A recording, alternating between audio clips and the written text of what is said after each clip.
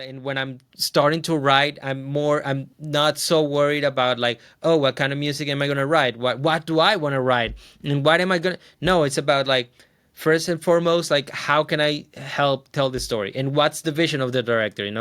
Do they want me to tell the audience what to feel? I mean, I hope not. Most of the time, I'm hoping that's not what they want.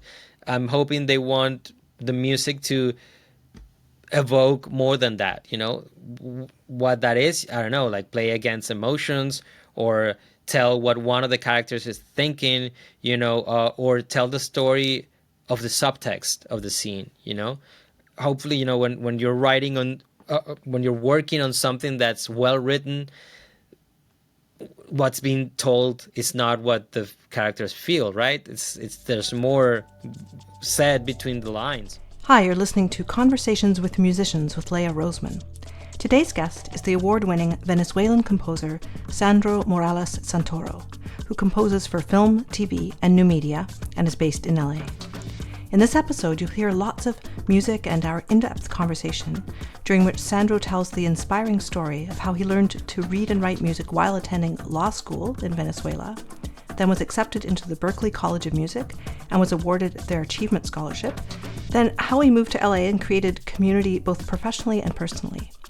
Sandro is on the executive committee for the Composers Diversity Collective, and we talked about biases in the industry and increasing exposure for composers from diverse backgrounds. Sandro is the third film and TV composer I featured on this podcast. Please take a look at my complete catalog of episodes on my website, leahroseman.com, to check out episodes you may have missed. Like all my episodes, this is available wherever you listen to podcasts and is a video on my YouTube channel, and the transcript is also linked. Finally, before we get into this episode, I just wanted to say that because I'm an independent podcaster, I need my listeners' help. The link to support this podcast and my YouTube channel is in the description. Every dollar helps me cover the costs of this huge project. Thanks so much. Hi, Sandro. Thanks so much for joining me here today. Hi, Leah. Thank you so much for the invitation. Excited to talk to you. So you're from Maracay, Venezuela, originally. I think your story, how you got into music so seriously, is really unique and interesting. So if you could just tell us about your original aspirations and where that took you. For sure, yeah. So I started out playing music when I was about like 7 years old. Started with like a Casio keyboard, and but my mom says that since I was a toddler, she would like give me pans and pots, and I would like spend the day just like banging at them. So like, music was, or playing music has always been like a major thing in my life. I went through like, at 11 I started studying drum set. I never, it was, for me, it was more about like playing music, and my aspiration was to, or my dream was to play in a band and like tour the world and that kind of thing. I played in many different types of bands, from like Venezuelan folk to Nirvana or Pearl Jam, grunge, that kind of thing. Then like Latin, Afro-Caribbean music. So very, very eclectic. While I was there in Venezuela, luckily, we have a mashup of all of those cultures and styles over there, because of the influence from the U.S. And I guess at one point, as I was getting closer to graduating high school, for my family, for my mom, my dad, and my brother, they're lawyers. My family on my mother's side, which is like super close to me, my grandparents are like parents, and my cousins are like brothers, and my uncles are like other parents. We when I lived in Venezuela, we would see each other every week, and we would spend a lot of time together. So like everyone, it was kind of like raising kids in a community, and everyone had a say, and for everyone it was like, oh, Sandro wants to do music, like that's not possible. That's not a reality from for someone from Venezuela. I think, I mean, it's difficult for anyone in the world, even if you're born in LA. Like dreaming of making a living with music is like an utopia. I don't know. It's like it's an impossible dream. But for someone in Maracay, it's just that's silly. It's like a joke. So my family, as supportive as they were, otherwise, and with me studying music and all of that, as a hobby, or as a form of cultural enrichment, thinking of like dedicating my life to it was just not possible. It was really hard for them to grasp. I mean, and I get it. I mean, when you don't know of a single person who makes a living with music, it's just not, why you why is it going to be different with you? So um luckily, my mother is very, I don't know, she's very close to me and my brother, and she, even though she couldn't see it happening, she still wanted to support me. So she told me, like, go to college here in Venezuela, study something, graduate, and then, I promise I'll do everything I can to help you realize your dream. So, and I did that. I went to law school, which made sense. My parents are lawyers. I had the books. I already had like the conversations and all of that around me. So I went to law school, studied for 5 years, which is what happens in Venezuela. You can go straight. At 16 years old, I went to started law school, and went through all of it. Parts of it I like, and it enriched my, understanding of the world and how things work and all of that. And it's great. But when I graduated, I know that the hopes in my family was like, okay, he's gonna graduate and then he's gonna realize by then like how the world works, and he's gonna be like, oh yeah, I'm gonna be a lawyer. But the reality is, on one hand, I was still dreaming of being a musician. I was still studying. I was still playing in bands. Um, by the time I turned 18, I didn't know how to read music or write it. And I mean, I would like record myself playing, and try to write songs and things like that, pieces of music. But then I started taking private lessons with Angel Balan, who is right now like a father to me. We still work together. He had a role to play in one of my latest scores, The Shadow of the Sun, which was shot in Venezuela. He had a role to play in the score. Like, we can talk about that later. But yeah, it's someone who's had a presence super positive presence in my life. And he, I called him when I was 18 to say, I'm studying law, and I still have this dream of studying music, but I know that in order to make it to a good music college, I need more. I feel like I have sort of an innate talent, and, I can play different instruments, and I have a good ear, I feel. I can transcribe stuff, and play it back, but I need this tool that I don't have. And then I knew that with that, I was going to be able to like learn how to orchestrate, and do all these other things that I would dreamt of knowing how to do. And he's like, okay, so where do you want to study? Where do you want to go to college? And I said, I don't know, the Royal College of Music, or the Royal Academy, or Berklee, or Juilliard, or something. And he's like, okay, I'm not gonna take your money and just tell you that you're gonna go to one of those colleges. That's not gonna happen.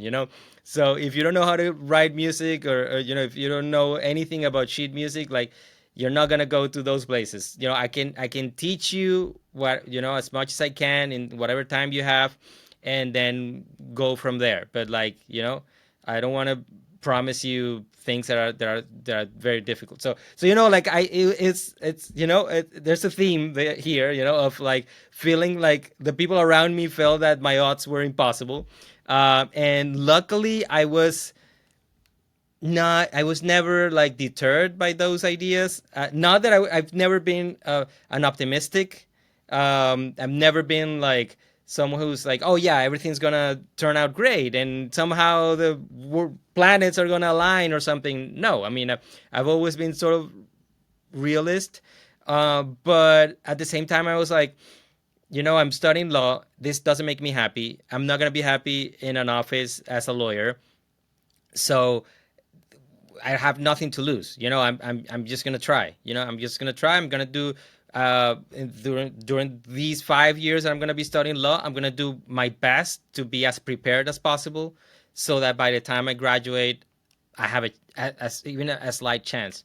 So, and that's what happened. I graduated, and I told my by then I had been studying with Angel for a while, and by then he felt, yeah, you should like apply to these colleges, and you should try, and you definitely, you've put the work and you've learned, so you should definitely try to do that. And my parents, my mom was the one person who was like, yes, I mean, I'll do what I can. It's tough. By then the economic situation in Venezuela was very difficult. My family used to be well off. They had not huge companies or anything like that, but they had a couple companies, and everyone could make a living out of that. By then it was much more difficult. The dollar, the value of our currency was so low. It was a mess. But still, I applied to Berklee, applied for a scholarship. I didn't get anything at first. Luckily, by the second semester, I was getting the achievement scholarship, and that helped a lot. But yeah, I sold everything I had. My mom helped with what she could, and I gave my the degree to my dad and my grandparents. Like, yeah, I'm sure you're proud, whatever, you have another lawyer in the family. Now I'm gonna go do what I want to do, and live my life. And yeah, luckily I was able to go to Berklee. I tested out of as much stuff as I could, because I was prepared, musically, and also I had another degree, so I could test out of some non-music classes. And yeah, that helped afford it also, because like that was again because of the economic situation in Venezuela. I needed to, like, test out of as many classes as I could, um, do everything as fast as I could, because we were gonna run out of money. So yeah, it was an interesting situation, but it also prepared me for the reality of what this career is. So if Yeah. we could just go back to those lessons with Angel Balan, I'm curious Mm-hmm. because here you couldn't write a note of music. Yeah. And in terms of his course of study and how he supercharged your learning. Mm-hmm. Yeah, I mean, well, he started from the basics, of just like taking scores and sitting in the piano and just like reading, basic reading, 101. And just not so much like performance wise, but just like being able to understand everything, and being able to like also like do some solfege, and but at the same time he wanted to keep me like engaged and knowing where that was going. So like he would teach me stuff, and then try to write a melody with what I taught you. And he also taught me how to use Sibelius to write music. So that was also like a great thing for me. I'm not great at handwriting, and or at all, not or writing music by hand either. So the software was perfect for me. I could like like notate a melody and then play it back, and because it would take me so long to like write something and then play it in the piano at that time. So yeah, I mean, it was like step by step. Somehow he managed to do it quickly, and I also was super super motivated. I was taking again law classes, which were interesting, and it had something for me, but I just wanted to create music. So I was so motivated that I dedicated more time to those classes and those assignments that Angel would give me than to my law school assignments. And but yeah, I mean, step by step, it was also like trying to like get me to write a melody. Then let's talk about rhythm, and let's create a rhythm. And also, like, he was, because he knew where I wanted to get. He would tell me, okay, so now, like, give it a take the contrabasses and try to do some rhythm to accompany it, and then, okay, then try to add a counter melody, and this is the kind of rules that you can, that you have to take care, be mindful of, but, like, you can also, like, once you know them, you can break them, and blah blah. And then I would make mistakes, and he would, correct me, and yeah, I mean, it was great. I mean, I don't know, it was a process of, I think, like 4 years or so that I was taking classes with him. And by the time those 4 years ended, and I felt like I was ready to go to Berklee, I wasn't writing great music. I was writing music. I could write for orchestra, and we had. I mean, another beautiful thing that he did for me is that he was teaching at the conservatory in Valencia, and it's a city like an hour away from Maracay. And he was also like an assistant conductor there. So he would take me to concerts, orchestral concerts, all the time for free. And then he would tell me, okay, so after like a year of studying, like, try to write something for a trio. Like, try to write for let's do like cello, bass, and piano. And then I would write, and we would work on it for a few months, and then he would ask people from the orchestra to play it. We would like, rent a rehearsal room, and record it with, like, whatever, a mic and a laptop. And then I would have that, and he would tell me to, like, listen to it, give him like notes on what I would do differently, and that kind of thing. We did that with a choir. We did that with a slightly bigger ensemble of strings.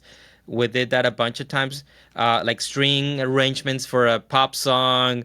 We did a bunch of things like that, and yeah, it was great. Yeah, he gave me this access to musicians that was really hard for me to have otherwise in Venezuela. Okay. And you got into Berklee as a drummer at first. Yes. A part of me was afraid that I wasn't ready, and that I wasn't gonna make it in. I wasn't gonna get a spot, and I felt like drums. Drum set was the instrument that I had studied the most, and so yeah, I decided to audition. When I first auditioned for to be admitted at Berklee, I did it as a drummer. And then by the time I was in, Angel was telling me, like, why are you gonna waste time as a drummer? You don't want to be a performer, you want to be a composer. So, like, use those piano I mean, private lessons and everything that you're gonna get at Berklee as a drummer. Use it as a piano player, so that that's gonna help you as a composer. And that's what I did. I had to. I was already admitted at Berklee, but I had to re-audition as a pianist to make sure they would accept me. And yeah, that luckily happened, and I think it was a great decision, a great call. Good for you. Yeah, I often like to Thank you. talk about mentorship with my guests because it's so important in music, Yes, isn't it? He was yeah, such an it amazing is. mentor to you. He So, was. if we could talk about Shadow of the Sun, I listened to music clips you'd sent me, really beautiful and interesting range of Thank you. style and stuff. So, we're going to be able to share some of those clips. And it's a Amazing. very special movie that's going to be coming out soon, right? Yeah, it was actually it was premiered at La Leaf on June 6th, Okay. and yeah, beautiful Chinese theater, packed theater that day. It was a great premiere. This clip is called Slices of Bread from the film Shadow of the Sun, music by Sandro Morales-Santoro.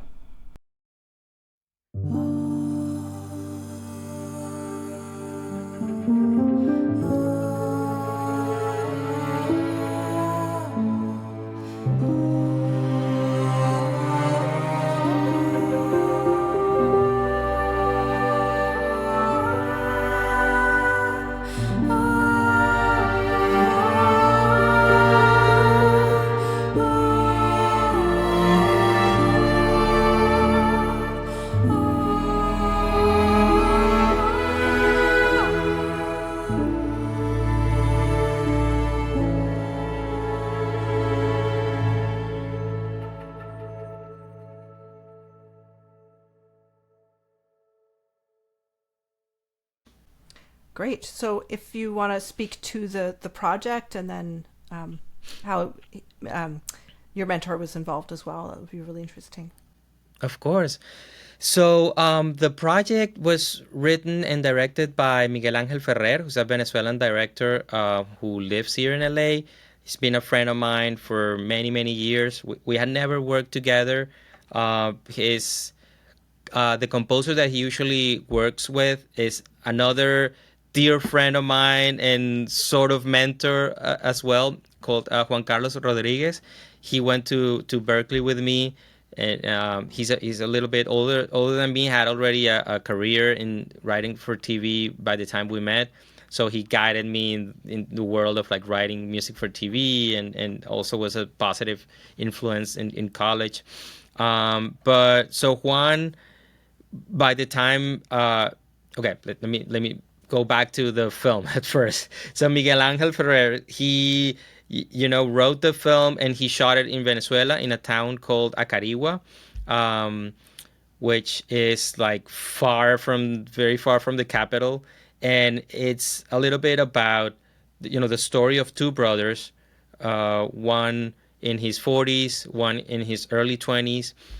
The one in his early 20s is deaf, and it's about how the older brother has gone through so much in Venezuela with all of the economic difficulties and crime and everything, and living in a small town where all of that is much worse than in the cities. um, and how he's like sort of you know lost all hope for having a good life, for achieving his dreams and all of that. And on the other hand, his brother, with all of his the difficulties that he faces with the being not being able to hear, and he has such he's so positive. He has dreams that he wants to achieve, and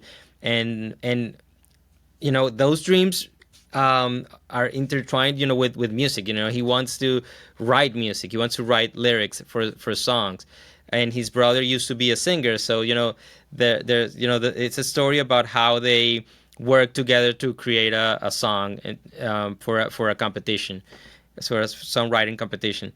So yeah, I mean, it's a beautiful film. It was shot in Venezuela over the course of a month, and after the film was done, Miguel reached out to Juan, his usual composer. Juan ended up getting involved in the film as an executive producer, and took care of supervising the post production. But he was busy doing that, and he had another project, and he was um, also like stylistically, he was like, I have the guy for you. You have to hire Sandro. Luckily, he felt that way. And I've done a lot of work with getting elements from Venezuelan traditional styles and instruments, Afro Venezuelan music, Afro Venezuelan drums, the Venezuelan cuatro, which is like a slightly bigger ukulele. And also like getting other South American instruments like the charango and the ronroco in the way that not Roque, I was going to say Roque Baño is another big influence on mine, but no, Gustavo Santaolalla, in the way that Gustavo Santaolalla tries to use those instruments in a way that doesn't necessarily feel of a specific location. So If you could just back up, those instruments you mentioned, I'm not familiar with them. If you could describe them. Yeah, for sure. So and I can show them to you, a Fantastic. couple of them at least. Yeah. So this is a Venezuelan cuatro. Um, and it's used mainly for, not so much for soloing or melodies, but mainly for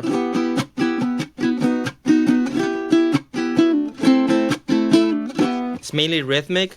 I'm not a great player, but I can definitely like write with it, and also record for my my film and TV music. The people who are like virtuosic on this are just absolutely incredible. Like, you should definitely look it up. And then this is from Venezuela, and then from the Andes, mainly Bolivia, you have like charango, and this is a type of charango called ronroco. And this is what, for instance, Gustavo Santaolalla plays on the main theme for The Last of Us. And it's also like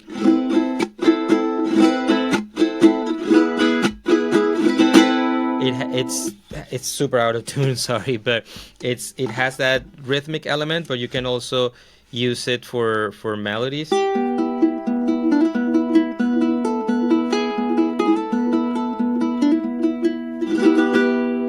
And could you pick it up, and then if we could just describe it briefly for the podcast listeners? So it's like a big ukulele with it has 5 groups of 2 strings each, so double strings, and they're tuned the same except for the middle one that's in octaves. That's like the interesting string that you want to try to play every time. And it's an instrument from the Andes, and mainly Bolivia, but it's like the instrument that Santaolalla uses on everything he does, and it has a very, I don't know, I feel like nostalgic science kind of sonority when used in melodies. That's just really beautiful, and it's just not I mean, in something like The Last of Us, he uses it for a show, that for a story that develops in America. So it doesn't necessarily take you to a specific location. I've been using those instruments and trying to get not only the instruments but elements from the music of Venezuela and South America into my music somehow, and that's something that in a way I took from or was inspired by Santaolalla, but also by another composer that that's a friend of mine called Roque Baños, and where he takes elements from Spanish music, because he's from Spain, from flamenco and bulerías, and makes it work with the orchestra in a way that doesn't feel that it's from that location. And I've seen him use it on horror films where you if you don't know what he's if you're not very familiar with that music, you're never gonna realize that he's using those rhythmic elements. So it's super interesting, and that has inspired me to like try to implement some of that vibe into my music. So in the case of The Shadow of the Sun, there are more literal elements of Venezuelan music. We have the beginning of the film, the intro of the film is Afro-Venezuelan drums, throughout. And there's another, I think a track called, the original names are in Spanish. That's why I might not be precise in the English names, but I think I named it Being Late to Work, or Getting Late to Work. It's like a whole sequence of our main character Leo, being late to work, and it's just like Afro-Venezuelan drums throughout. That I recorded here in LA with a Venezuelan drummer called Jonathan Gavidia. He's another dear friend of mine who's also a specialist in the Afro-Venezuelan drums of each little town in Venezuela. So that this is the guy who, like, you want to be authentic, and you get him because he knows everything. And I mean, he knows a lot about all kinds of South American music, but in Venezuela, in Afro-Venezuelan drums specifically, he's the guy, and he has the actual drums. So yeah, it was a beautiful experience to be able to bring those like literal elements of our music to a score, which I had never had the chance to. And then, so yeah, the score for The Shadow of the Sun, some elements of it are more pop or even rock oriented, because the main characters, they're not looking to write a folk Venezuelan song. They're trying to write, a pop rock song. This audio clip is called A Decent Job, It's from the film The Shadow of the Sun. The music is by Sandro Morales-Santoro.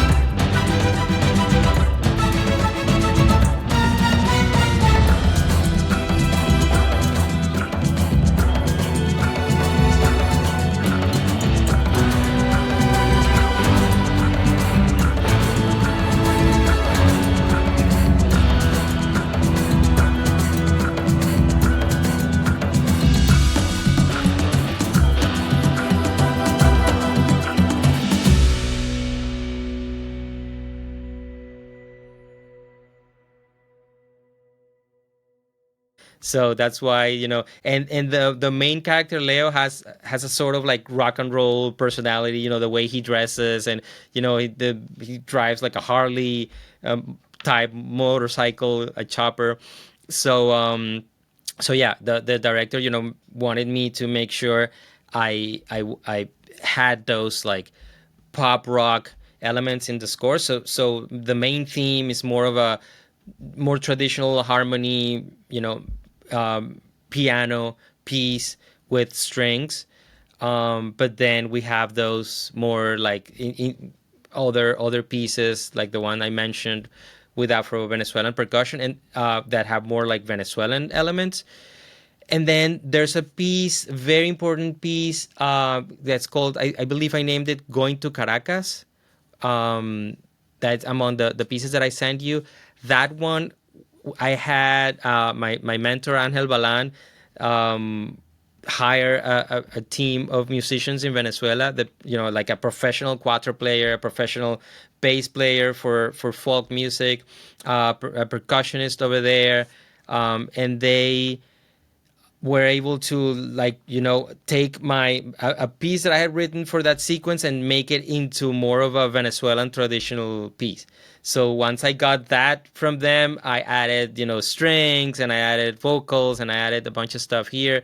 But yeah, Angel had the task of like arranging my music into and producing the session with the musicians over there, to make it sound more of a traditional Venezuelan piece. This clip is called Late for Work from The Shadow of the Sun. The music is by Sandro Morales-Santoro.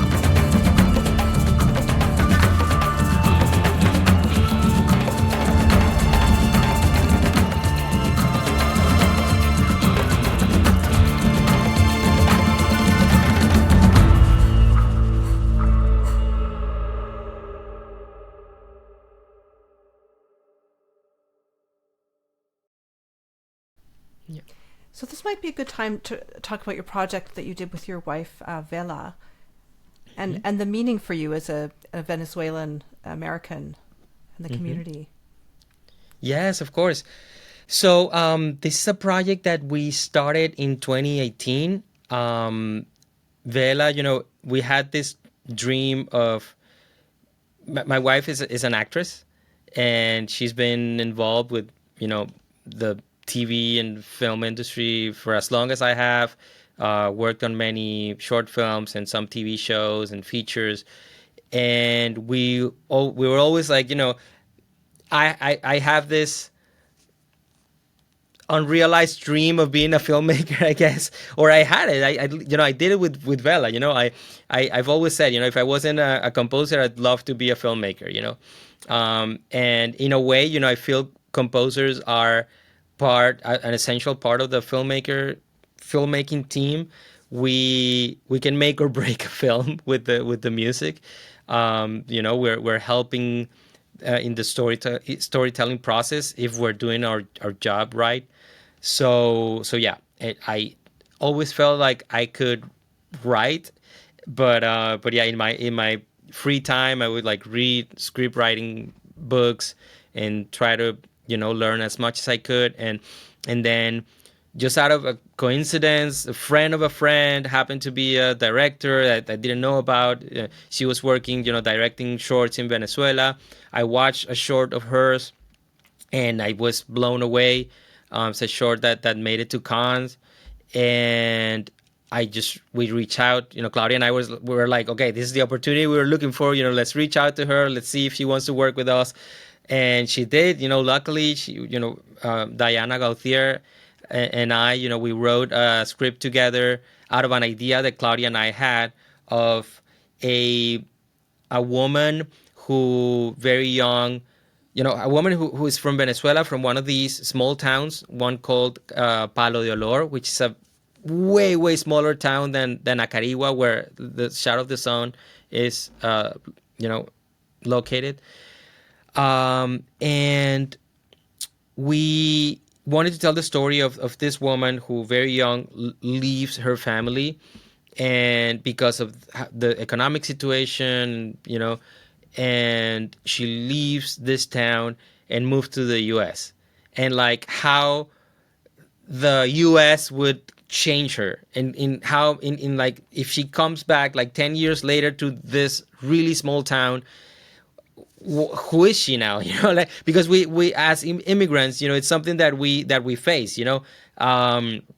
It's a beautiful song in Spanish by Franco de Vita, a Venezuelan songwriter, who touches. It's called Immigrant, and it's about this very subject of the fact that you're no longer from Venezuela, because like you go back and then you are sort of American. It's like your culture is different. You have all of these new ideas and this new way of thinking, of seeing life, for them it's kind of foreign.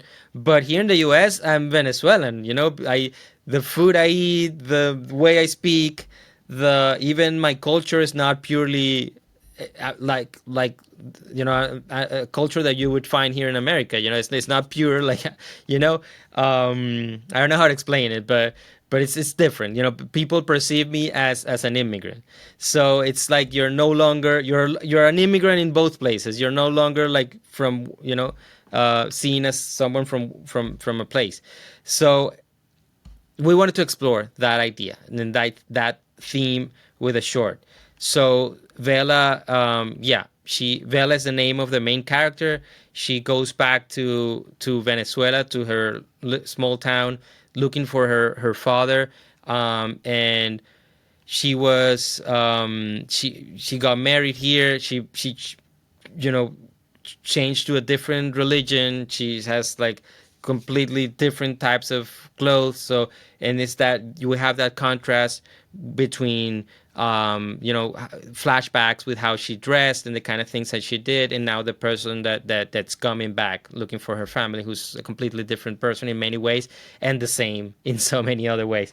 So yeah, it was also a beautiful experience for me to try to the idea with this was like trying to use the cuatro. the Venezuelan cuatro that I showed you, as the main instrument, and trying to have some rhythms of like Venezuelan merengue, which is like a 5/8 rhythm that's from our traditional music, and a little bit of joropo also like in 6/8 with cuatro, like those rhythmic elements, but having strings and having an emotional, dramatic score that is more traditional. I feel, it's more traditional, cinematic, is what I'm trying to say. So yeah, it's like that. My first try at trying to mash those two worlds of like the traditional Venezuelan music, but making it cinematic and making it like if you take out the film and you listen to it alone, there's a part of you that's not sure, if this is like in a foreign country or not. So yeah, that was the idea, and luckily, the film did really well in festivals, and it had a great reception, and it's been ever since a dream of ours to just write another one and just maybe shoot it here in LA. Sandro has given me permission to use the trailer to the film Vela. So for the podcast listeners, the music you're about to hear is music that Sandro wrote for the film. And if you're watching the video, you get to see the beautiful trailer as well.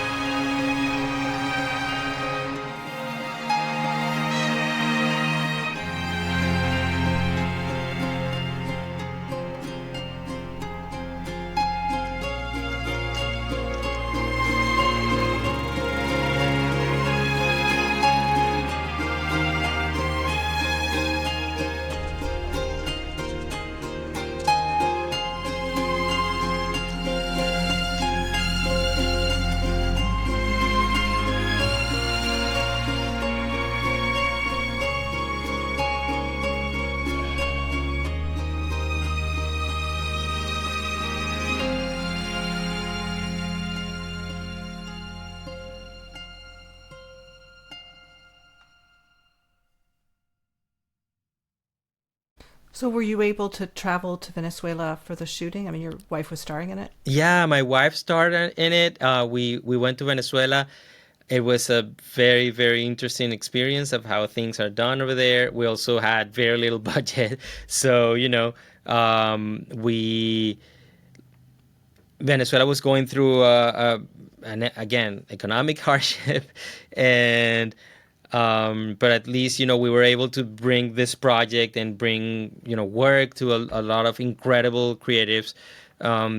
We were able to like hire this amazing, or more than hire, like partner with this amazing director Dayana Gauthier and co-writer, and then she brought her team, an incredible DP in Gabriela Cruz, amazing producer Mireya Piñuela, an incredible team, small, guerrilla style, like the crew was like 8 people and a cast of 2, a local man who played Vela's father and Claudia. So, and we shot at his house. He lives, so like there's this very, very small town called Paledolor, like I said. You get out of the road into a dirt road for like 30 minutes, and in the middle of like a cacti desert, it's his house that he built himself, without running water or electricity or anything like that, no cell phone reception, none of it. And yeah, he was super happy to have us and to act in the film. He had never acted, and to just lend us his house for it to be part of the short. So yeah, it was incredible. I mean, the experience of shooting in Venezuela was like I couldn't have imagined what it was going to be like. People open the doors to their houses to us and just were super happy to have us there. Even this man, we shot half of the short film in his house. He acted in it, And when we were done with it, I'm like, okay, so we're gonna pay you. This is what we agreed. And he's like, you're gonna pay me? I wasn't expecting anyone to pay me. I'm like, what are you talking about? So so yeah, it was an amazing experience. And then getting to get that edited, uh, that film shot in my country, and then being able to score it was a dream come true. And it was also an opportunity for me, like at that time when I started scoring it in 2019. I had never had a chance to write that kind of music. I felt like it was also like a transformation of the way I perceived myself as a composer. Um, I've been in LA for 13 years, and there's been times where I felt like when people see my name, Sandro Morales, they have an idea of what my music would sound like, or what kind of music I can do, and what kind of music I can't do. And my no, it's embarrassing to say, but I even at a moment, couple years into being here in LA, in 2011, I even considered, like, should I change my last name? I mean, would that change the perception of how people, what the prejudices or whatever they have of what my music would sound like? Because I had experiences where I would send a demo, or I would not even a demo, but like a reel. Like I would apply to work on a film or a project, and I would send my reel, and I knew other people who would also send their reels, and I have something in my reel that tells me if people open it or not, and a lot of times they wouldn't open it. And then I would find out who ended up doing the project, and maybe sometimes it was someone who was more experienced, and that made sense, but sometimes it was someone who had no experience, and I would be like, but why didn't they even listen to me? So all of that would, like, get me thinking, like, I've done a lot of work as part of the executive committee of the Composers Diversity Collective, and one of my main motivations is that, just like trying to break that stigma of, like, we all study, we all have our story, like there are composers with all ethnic backgrounds who have been studying music, classical music, formally since they were 3 years old. And there's been a lot of people from all backgrounds who are like me, who started more like playing in bands and studying on their own, and then have some formal education. And I feel at this point, I've written all kinds of orchestral music, and that's where I feel more comfortable in. But then I have all of this background of traditional music and pop and rock that also, influences what I write and the kind of music that I can and want to write.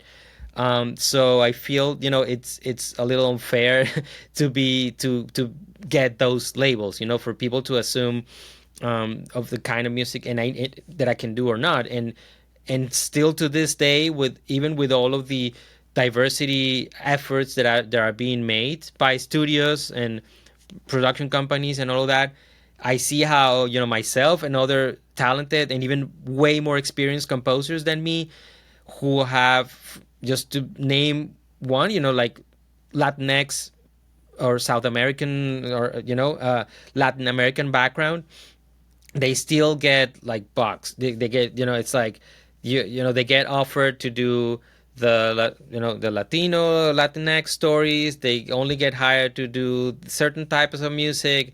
They only get considered for those. If the studio's hiring Latinx director, then, oh yeah, let's try to get a Latinx composer. Otherwise, we're not part of the conversation, or very difficult. It's very difficult to be there. So before Vela, I was like trying to avoid bringing my background, into my music. And at that moment, I was like, this is an opportunity to say, okay, I'm done with that. This is part of my voice. This is part of what makes me unique. And again, took as inspiration, Roque Baños, Gustavo Santaolalla, and many other composers who are able to influence their music with their background without always making it ethnic specific. Um, and I felt like, yeah, that was the way to go for me, and I never looked back. I guess I created this score for Vela and felt free to put as much or as little as I wanted of my culture and my background. And after that, it's like, that's my voice, and yeah, I mean, I'm sure you heard in the music that I sent you and that your listeners can check out too. There'll be stuff that's very that feels very foreign here in the U.S. That feels location specific, and there's a lot of stuff that doesn't. But I hope people can hear some kind of musical thread that it's hard for me to identify, but a lot of composer friends tell me, yeah, like I can hear you in these musical decisions, in these uh, chord progression twists, in these melodies, in this tensions that you're adding. That's sort of what your voice is. So yeah. Yeah, it's heartbreaking about the name change, but I can understand where you're coming from. And as a Sure. Jew, Mm-hmm. looking back a few generations, like Gershwin, Copland, Wieniawski, they all changed their Mm-hmm. names. Right. And I, Yeah. I don't have those original names at the tip of my tongue, but Mm-hmm. yeah, I was going to ask you about the Composers Diversity Collective. Hi, just a quick break from the episode. I'm an independent podcaster and I really do need my listeners' help. Please consider buying me a coffee. The link to my Ko-fi page is in the description. Every dollar helps me cover the costs of this huge project. Thanks so much. Yeah, so were you involved with the founding of the Composers Diversity Collective, or did you get involved with them after they had formed? So yes, I'm a founding member. The idea of the conception of the Composer Diversity Collective comes from Michael Abels. He's the composer for, well, at this point, many projects. Um, you know, very well known projects like Jordan Peele's movies, Nope and Get Out and Us. And then another composer by the name of Daniel Hart. They came up with this idea and you know, reach out to a bunch of composers of color to meet for this first inaugural meeting. And then after that first meeting, I just went to Michael and said, "Hey, I this is something that I'm very passionate about. Anything I can do to be of help, to volunteer, to anything, just let me know." That first meeting, I think like 80 people showed up, something like that. Then the second meeting where it was like, okay, let's get together and form and do something more formal, that was like 12 people. And luckily, Michael included me in that group. And then eventually it was just 9 of us that ended up just creating it, after a year and a half or so of having like informal meetings at composers' houses that, people would host. And we worked hard to like have more of a structure and create like an executive committee. We elected Michael Abels as our president, and we, worked hard to make become a nonprofit here in California. Um, then fundraising and it's a whole endeavor. Making it work. We're all busy composers who are writing for our projects and taking meetings and doing stuff, but then like trying to dedicate as much time as we can to keep this thing moving. And yeah, I mean, I've been lucky for the past 3 or 4 years to be involved as part of the executive committee, and I plan to keep going for a few more years at So, least. Sandro, are all the composers involved in the film and movie industry, or are there composers who write, for the classical world, let's say? So yeah, our main goal right now is to help film, TV, and media composers in general. Yes, some of our composers, like Michael Abels himself, happens to write in the classical world a lot and have premieres and all of that. But mainly we work with. I mean, we welcome everyone. Of course, we welcome everyone to be members, and it's just that it just so happens that the the opportunities that we tend to get and the work that we're doing is aimed more at like studios getting to know us, like getting opportunities for the studio like music executives to to get to know us, to be more comfortable with us, to know that we can write all kinds of music, to listen to our music, and hopefully uh, do away with again some of the stigma that might be any prejudice, any of those things, and also just like being a resource, like if they're thinking, because a lot of times the excuse has been like, oh, we want to hire diverse composers, but where are they, so okay, we are a resource, we have a website, composersdiversitycollective.org, and all of our members are part of our directory that's public. You can see pictures, you can links to websites, credits, even listen to music on our website if you want, or for all of those composers. And yeah, so like there's no excuse anymore. You know where we are. We have composers in all stages of their career, from people who are super accomplished like Michael Abels or Amanda Jones or Chris Bowers, to people who are starting out and are studying in Berklee or Juilliard, or so yeah. Amanda Jones, she wrote the music for Somebody Somewhere, right? Yes. I love that show, and I looked her up because I love the music so much in it. So I was curious to see who wrote it. She's a great friend of mine. A few years ago, I worked with her or for her on a few projects, and we got to collaborate. It was amazing, and yeah, she's just a dear friend of mine. And she's also one of the 9 members of the executive committee of the Composers Diversity Collective. Yeah, super talented composer.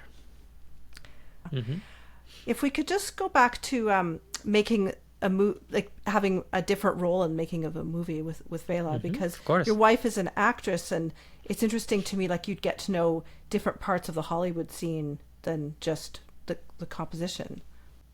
I think for me as a composer, and something that if composers are listening, which I'm sure they are, they will eventually, we have to educate ourselves about filmmaking. It's such an important part of this thing, and because I've seen even super successful composers talking about like, oh, the temp track, and they're in love with the temp track, filmmakers, and I have to do this and that, and this is the music that I want to do, but they're it's, I mean, that's what you signed up for. That's part of the job. We are here in service of another art. It's not about the music, it's about the film. It's about the art of filmmaking. I know it's complicated. It's difficult for a lot of people to understand that, and to compromise their music and their style and what the kind of music that they want to or like to write. But again, it's we are coming. Most of the time, we're super late in this process, and that's something that I learned with Vela. We spent months writing the script, then trying to find the money. It wasn't a huge budget, but like Claudia and I put some of it, like half of the budget, and then reach out to friends, people who might be interested in investing, and that took some time. And then the planning in Venezuela with the budget we had, then getting there. And we had a schedule, and the day that we were supposed to get to Carora, which is the bigger town next to Palo de Olor, that day the government decided to change our currency, pretty much like take 3 zeros out of our currency without previous. I mean, there was like a rumor that it was going to happen, but it wasn't like, oh, this day this thing is going to happen. No, it just happened that day.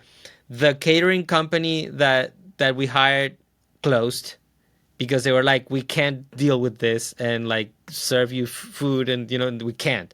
So we had to like delay the shoot for 2 days. rearrange everything with the hotel, and we were bringing the crew from three different cities. We were coming from Maracay, and they were coming from the south, and another one from the southwest of the country. We had to reschedule all of that. So it was a crazy process. The shoot was only 3 days. Editing took forever. You know, notes and changes and sound, and like some stuff was done in Venezuela, some stuff was done here in LA. ADR, sound effects, music. We recorded with the orchestra in Macedonia, in Skopje, Macedonia. It's this whole process.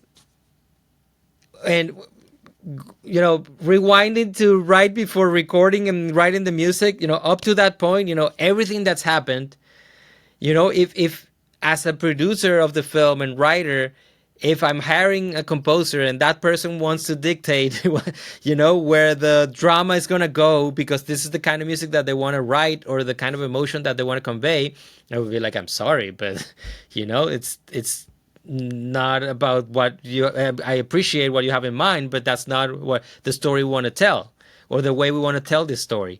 So it was great to like be in that position to appreciate that, and to I put myself in the hands of the director. I told her, listen, I know I'm a producer and all of that, and we wrote it together, but you have to take the hat of the leader in this, and I'm just a composer in this part. So like, give me the notes that you want to give me. Let me know if I'm wrong with anything. And it was that way, like she gave me notes as if I wasn't involved in the rest of the film. And luckily we were on the same page, like I had gone through writing the story and shooting it and all of that, and we had so many conversations of what the music should be and how we wanted to tell the story. So it was the easiest score I ever wrote, because I was so ready for it. But it also, as a whole, the experience, also, besides the fact that it made me, like I said, embrace my background a lot more as a Venezuelan musician, it also taught me so much about the process of filmmaking, about my role as a composer in the big picture of creating the picture, and also just like thinking more as a storyteller, because of all of the books that I had to read and all of the books that I've read since, because I want to write a feature, So it's just helped me become a better composer. And honestly, like it's a before and after of just writing. I feel better music in terms of how it supports the storytelling of every project that I've worked since, and it's opened a lot of doors, and it's just made my life easier. I found that since then I just get fewer notes. I mean, there's a lot of it about it that you can't control, of course. I'm not, no one's perfect, and it's not that there are no notes. There are notes and there are rewrites and everything, but if I compare a before and after Vela, I just get fewer notes because I'm more into the story, and when I'm starting to write, I'm not so worried about like, oh, what kind of music am I going to write? What do I want to write? And what am I going to, no, it's about like, first and foremost, like, how can I help tell the story? And what's the vision of the director? Do they want me to tell the audience what to feel? I mean, I hope not. Most of the time I'm hoping that's not what they want. I'm hoping they want the music to evoke more than that. What that is, I don't know, like play against emotions, or tell what one of the characters is thinking, or tell the story of the subtext of the scene. Hopefully, when you're writing on when you're working on something that's well written, what's being told is not what the characters feel, right? It's there's more said between the lines than what is actually said.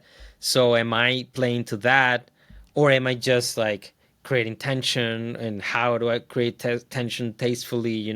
So it's it opened the door to all of these other ideas that to me are way more interesting than just like making good music for and placing it there. Yeah, that's really interesting. So, Sandro, maybe we could just change focuses a little bit. Now, in term, you'd mentioned you'd recorded in Macedonia. It's very expensive to hire orchestras, so often composers just don't have the budget for that. And one of the Yeah, cool solutions is using modular synthesizers. correct. Yes. So this is new to me, and I know you're going to show us a little bit, and then maybe you can record something we can edit in. Yeah, for sure. Just No, I'll playing I'll, with I'll it. record something and shoot some video of it, and then you can add it, um, edit it in. But yeah, I mean, let me see how I can take this camera and show you a little bit of my setup here. Let me try to Cool. get a little bit of this. It's hard to get some distance in this Yeah. thing. So there's this part of it, and then there's that part of it. It's a lot more stuff. Um, and then I have more synthesizers on this side, that more like self-contained analog, synthesizers. And the story for me behind this stuff is that when I first got to LA, by the time I got here, I was excited to write music for orchestral music. I went through Berklee, g- you know, jumping on every chance I had to record live musicians. Um, I studied contemporary writing and production, which is more of a producing and songwriting, commercial music, that sort of thing. But luckily, they do prepare you for like writing for a big band and some orchestral writing and things like that, and then film scoring, which writing cinematic music, and had a lot of chances to record orchestral musicians.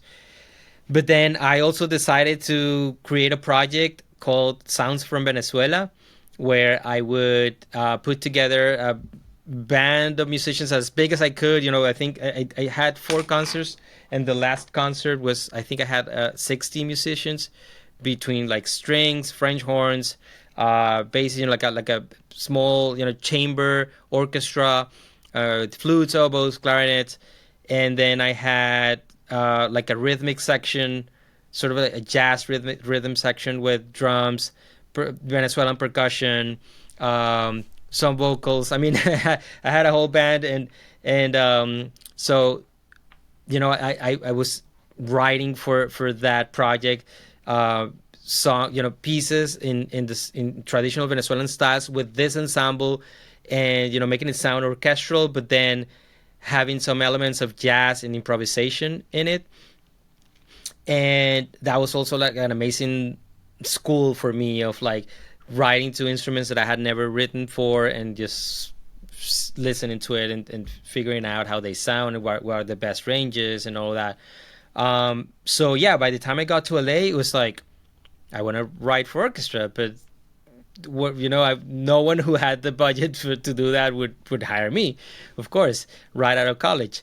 Yeah, no, there's always the thing about like writing orchestra in the box, with sample instruments, which you have to do sometimes, of course, and especially on TV, a lot of projects don't have the budget to record live, so you do that, and you do the best you can.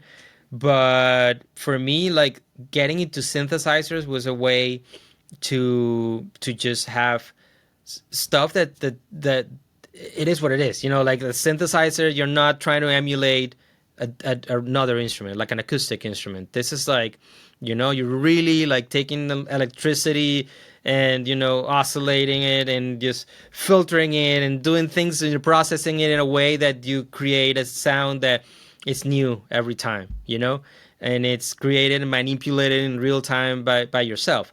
So that was like getting into analog synthesizers.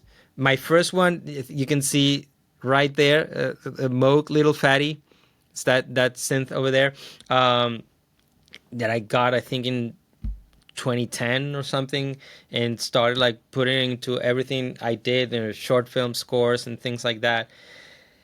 Eventually I got into modular synthesizers. And the thing about modular synthesizers is you have it's like a custom analog synthesizer. Okay, so every part of a synthesizer, like you have the oscillators that create the sound. You change the frequency, and that's the pitch. And then you get things like envelopes, so that if you want to make the sound sustained or you want to make it short, like how much of a decay, how much sustain, how much of an attack, a slow attack or a fast attack, and all of those things. And then you have a filter, that takes out either the high frequencies or the low frequencies, or and many different types of filters. And then modulators, in order to change automatically all of those settings. So that's like a basic synthesizer. In a modular synthesizer, each one of those parts you buy separately, and you buy the ones that you want with the flavor that you want. So like in an analog synthesizer, if you have an Oberheim, that has a specific kind of sound that's very 80s. And if you buy a Moog, the filter sounds a certain way. Everything. So with modular, first you get the taste, the sounds that you want, and you can have a filter that sounds like an Oberheim, and one that sounds like a Prophet, and one that sounds like a Moog. But then way beyond that, they've developed all of these modules that work in ways that are just incredible. Effects that you can't have in a computer. You can't. It's hard to find on like a guitar pedal. It's just part of this. And the other thing is, like, because you have patch cables, you can patch any module to any other module. So that's where experimentation goes nuts. It's like you can do so many things, and a lot of times, like, I know what I'm doing, and I have I have to, because in order to implement this into my TV music, I have to be quick. But when I do have the time to experiment, sometimes I'll just like randomly start like patching cables, and it's like, whoa, like how did I do that?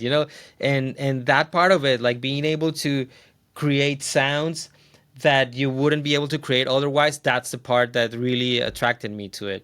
And also musically, there are modules that utilize like random sequencing, or circadian rhythms, or I don't know, like different kinds of like randomizing, organized, I would say, randomization that you can use in musical ways that are super interesting. So yeah, it's just an incredible creative tool that makes you come up with sounds and musical elements that you wouldn't otherwise, I feel. So here's my Eurorack setup. This is something I've been building for the past few years with the specific modules that I need, that make sense for the kind of music that I like to write with this. I'm going to play a few sounds. There's this, and then there's this little melody that I also created using this setup. And I'm just going to play around with some modules so that you can see how I can affect the sound. This is a filter, and I'm going to add a little bit of a modulator reverb. It comes in and out.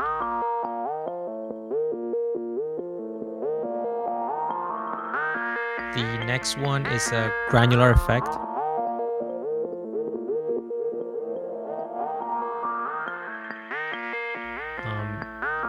Here's some delay and spring reverb.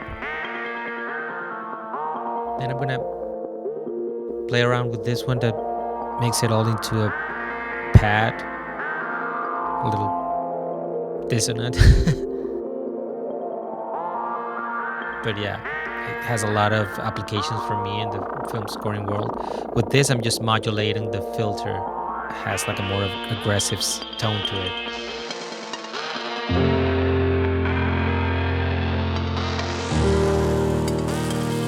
adding a little bit of piano off screen so that your listeners can appreciate, how you can use this kind of thing in a piece of music. I'm also gonna add off screen a beat and a bass to help illustrate a little bit of how a sound like this can be used to create a piece of music.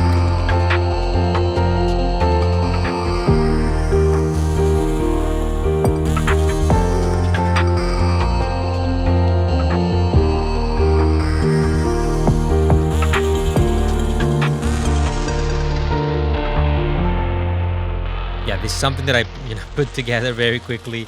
It's a very basic and simple example. At least you can have an idea of the kind of processing that you can achieve through a Eurorack synthesizer.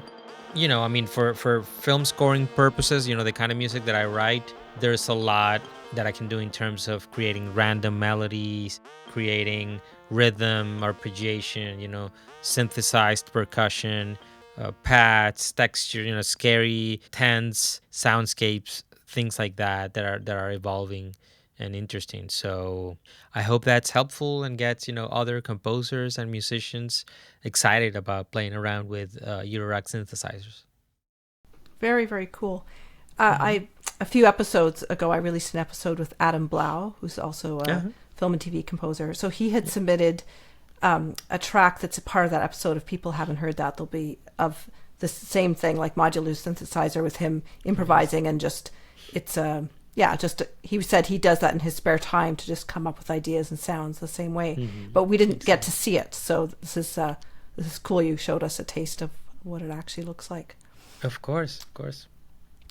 So if we could just go back to Shadow of the Sun, Sandro, I was thinking, the deaf character, does that hit you hard as a musician to think of losing your hearing? Yes. Yeah, that's I mean, I'm sure it's scary to anyone. For a musician, it's like music is the one of the most important things in our lives. And thinking of living without music is one of the things that is so terrifying for me. And it was one of the things that the director Miguel tasked me with was just like giving a voice to the relationship of these two brothers. And yeah, it was also a terrifying idea before I started writing. It's such a responsibility I felt, but at the end, yeah, I mean, it's all about, we're all human beings, and I have a brother that I love very much, and we're similar in many ways, and we're so different in many other ways. So like trying to the same way I learned about that with my wife, who again is an actress, about how actors can't pretend that this stuff is happening to them. They have to live it. Everything that they show on screen, or on a stage, they have to live it. I mean, it's the only way that it's believable. And for me, I've tried to implement that into my music, where when I'm spotting and when I'm first, like, especially if it's stuff that is emotional, I might start writing on the piano, and just try to get some chords and melodies together.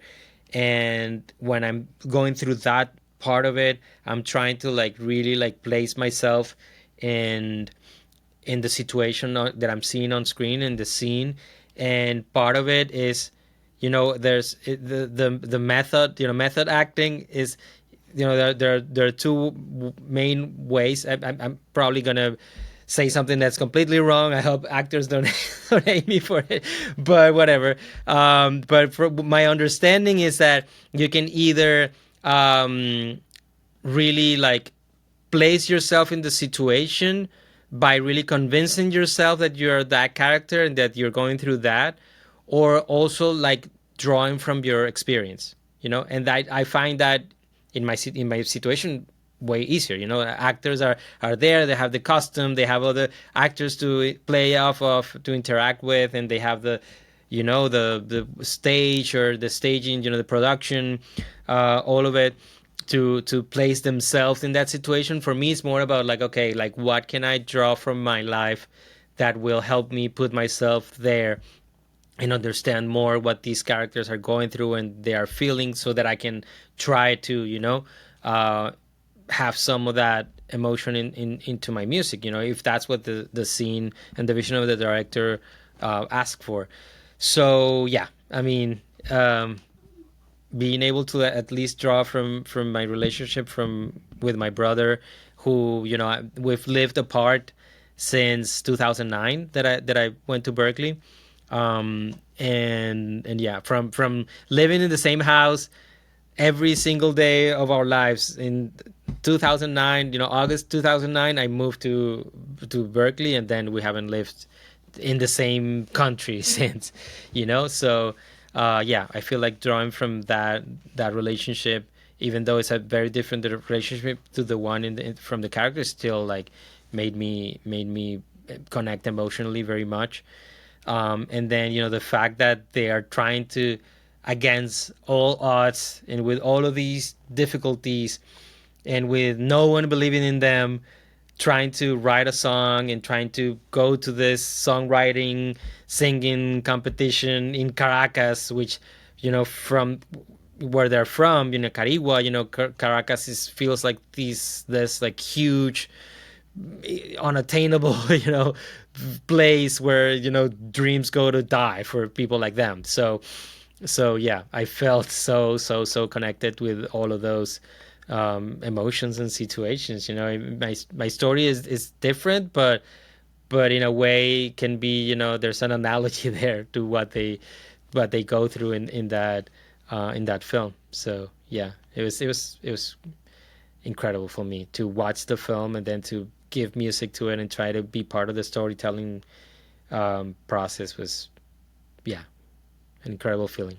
You mentioned when you grew up, you were very close with your extended family. You're soon going to be a dad. It's going to be. Yes. Do you have like a, not a family, but like a community of like Venezuelans or other Latin American people that makes you feel kind of like you have a community to lean on as a new parent? Yes, I mean, luckily, my wife's family, Claudia's family, just moved to LA from Venezuela, which is great.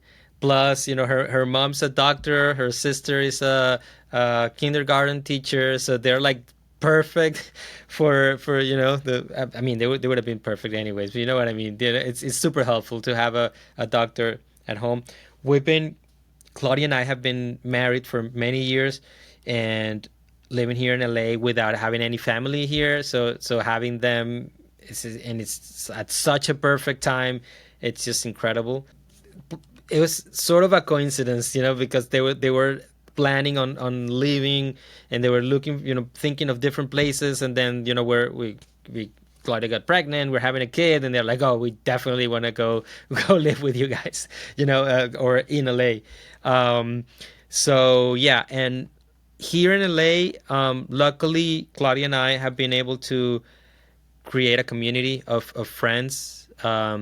Great network of uh, like-minded individuals who are looking for community, and some of them are in the music industry, some of them are actors, some of them are filmmakers, and a lot of them are not in artists at all, or are not, at least not, they don't make their living out of that. And yeah, I mean, one of our communities is made of Venezuelan actors and producers and writers and composers. Uh, and yeah, a lot of our friends are not Venezuelan, but from different backgrounds. And then there's my composer diversity collective, a family that we become so close. And we had we hosted a mixer here at our house a couple of weeks ago, and I don't know, like 50 people showed up, from the composers diversity collective.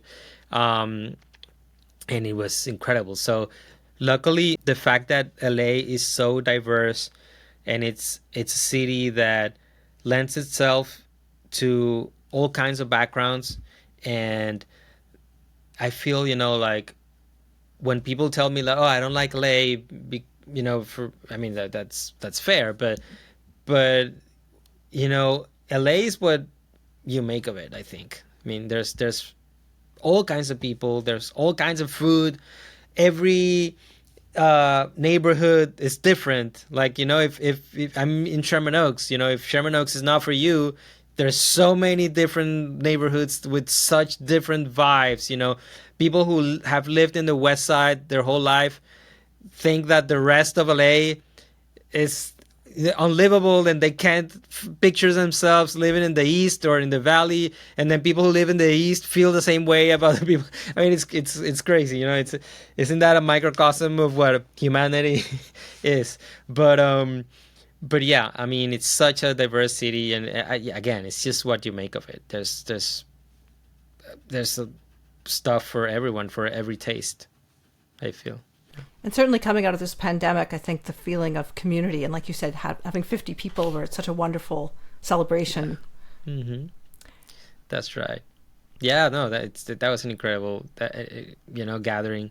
But yeah, going back because I think I like I usually do, I went around a bunch of subjects and didn't completely answer your question. Having a community, I think, is essential when being a parent. Not a parent yet, but but as we prepare to become parents in less than 2 months, yes, we've from the baby shower and people coming and celebrating Claudia, and everyone offering help, and let us know whatever you need, and we'll be and giving advice, all of those who are parents, all of the amazing advice, making us feel like we're not alone in this. And it's been so amazing. And the only way to tie it back to our conversation of career and being a composer here in LA, you need to have a community and a network, both as a professional, because it's the only way that you're going to connect with other professionals who are looking for someone like you, and the way that people are going to recommend you, and they're going to suggest that you meet this filmmaker, or you meet this other composer or whatever. And then just mainly and more importantly as a human being, again, LA, same way I'm praising it, I'm gonna say, it's so huge. There's so many people, and that can be so isolating. It can be, for a lot of people, can be overwhelming. Like trying to meet other human beings here, try to make a community. All of that can be so scary. I've heard. I've never been single in LA. I came here married to Claudia, but I've heard horror stories of how difficult it is to meet someone and to have a steady relationship. Yeah, Did you meet her in Boston or back in Venezuela? No, in Venezuela. Okay. In Venezuela. Yeah, we met in Venezuela a few months before I moved to Boston. Oh, wow. Okay. Yeah. Mm-hmm.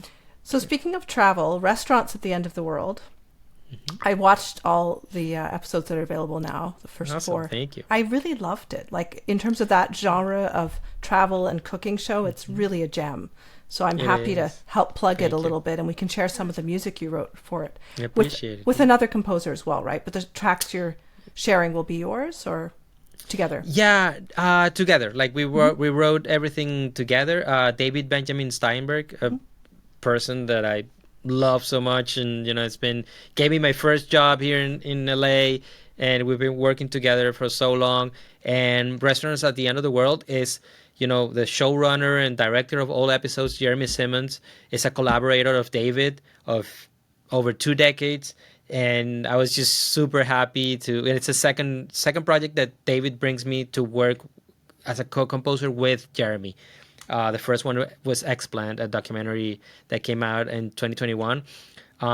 But yeah, it was a dream come true to work with David again and with Jeremy, and then writing for a show like this. I mean, Kristen Kish is such a gem, amazing chef, and so charismatic, such energy. So yeah, it was amazing. This next clip, Climbing the Hills, is the music of David Benjamin Steinberg and Sandro Morales-Santoro from Restaurants at the End of the World, which you can watch on National Geographic Disney+.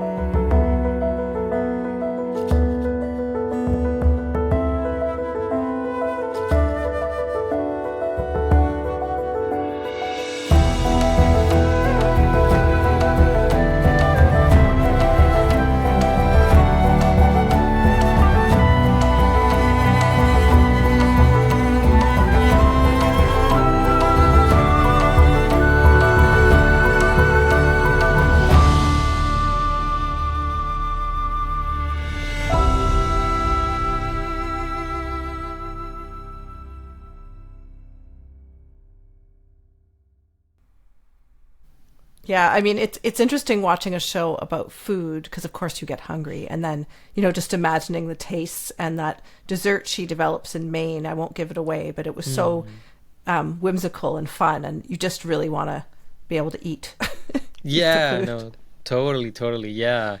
And yeah, I mean, it's such an amazing show. Like for me, watching it was, super entertaining. Every time I would get a new episode, I would just like sit and watch it as an audience member first and enjoy it. And then also Jeremy has great taste for music, and he had temp music that was already like working beautifully for it. He used to be an editor, so he really knows how to intertwine songs and music to picture. So yeah, I mean, I love the show as even if I wasn't involved in it, but then being able to be involved and being able is another show where I was able to like play cuatro and ronroco and bring elements of Venezuelan music. And David, part of his upbringing was in Panama, so he also had a lot of knowledge about like traditional or old school Panamanian music. And we brought like an accordion player. We had again Jonathan Gavidia playing drums. We had his wife, Ana Paola Rincones, who's a incredible flute player from El Sistema. Played with Gustavo Dudamel when they were growing up and over there in Venezuela, and she's here in LA now. And she played, flute, piccolo, alto flute, bass flute, recorder. So, yeah, it was an amazing experience to get to write music from those specific locations for all 4 episodes. But then also just trying to interpret, Kirsten's personality through our own voice, the personality of each chef from each of the cities, the restaurants that she visits. Yeah, it was an incredible experience. This little clip is called 2 Hours Until Dinner, and is the music of David Benjamin Steinberg and Sandro Morales-Santoro from Restaurants at the End of the World, which you can watch on National Geographic Disney+.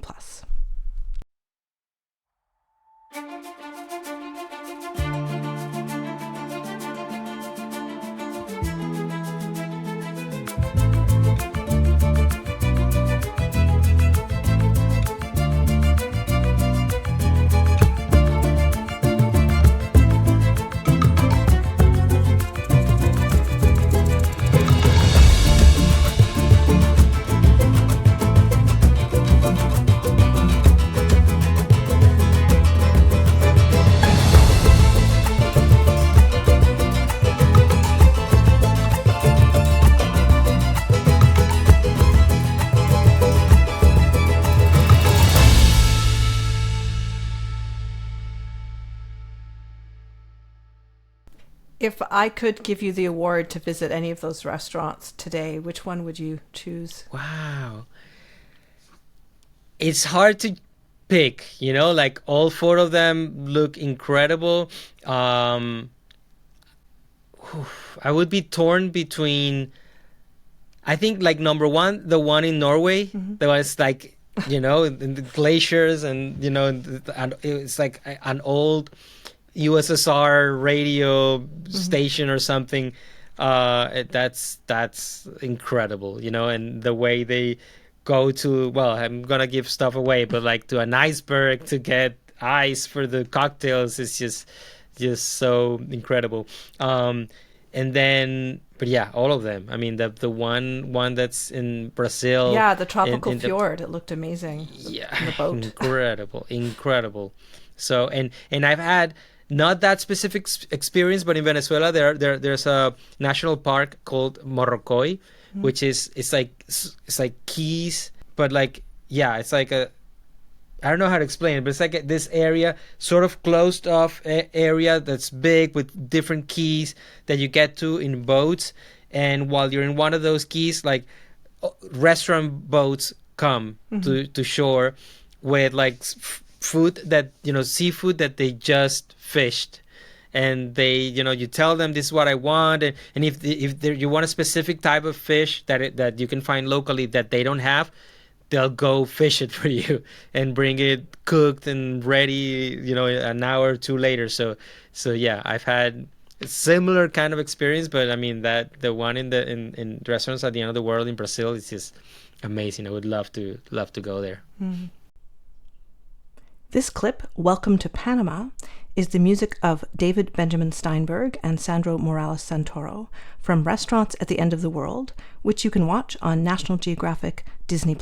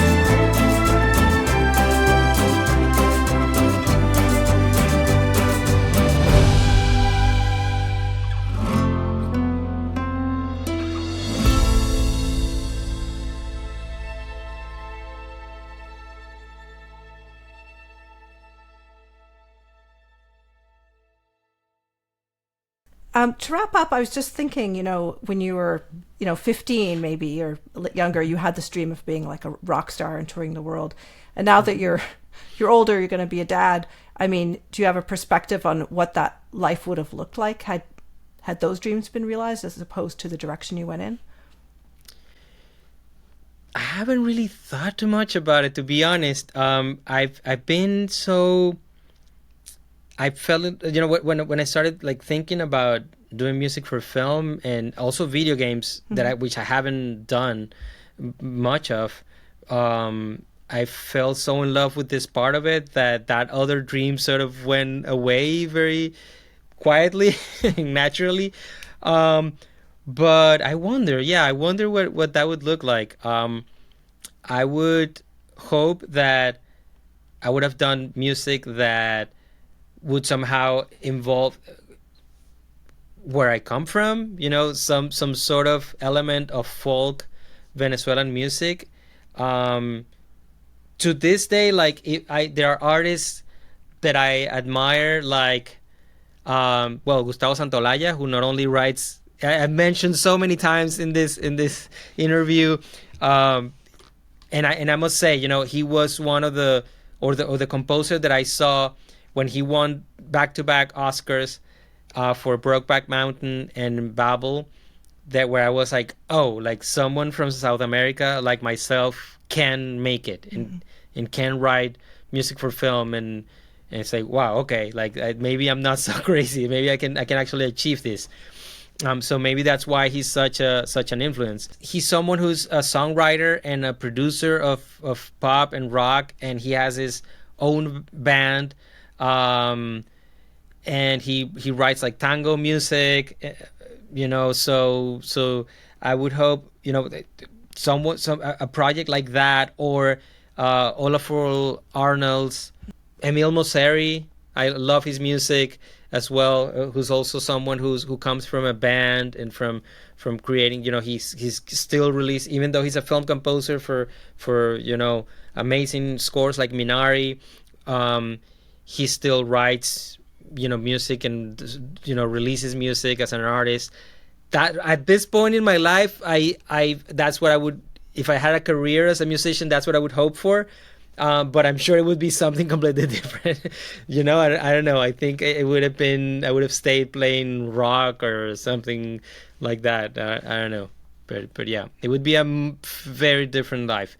And I'm thankful that everything that happened the way that it did, because it just prepared me to come here and to have the maturity to do the things the way I've been doing them, and hopefully, it's gonna help me achieve everything that I hope for.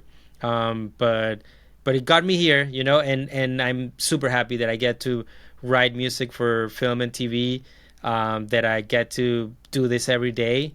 Yeah, just having friends and living here in LA, a happy life. So yeah, there's not much more than I can ask for, Yeah. Well, thanks so much for sharing your perspectives and your music today. It's going to be a wonderful episode to release. I appreciate it, Leah. Thank you so much for having me.